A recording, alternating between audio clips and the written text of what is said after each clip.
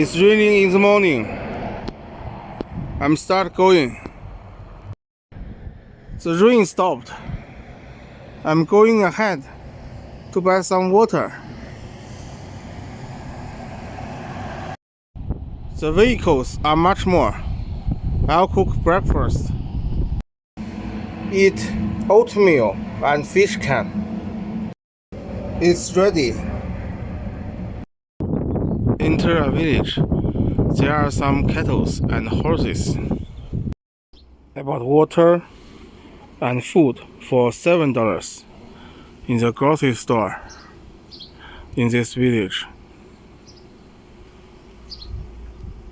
The branch roads between villages are nearly empty. I can ride my bike on them all day without danger, as long as they are paved. The flowers look good. Now back to the main road. The vehicles are too many.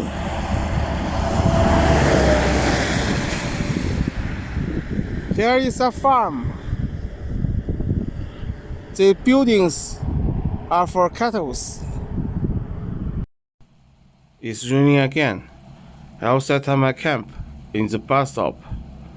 Now is the pizza.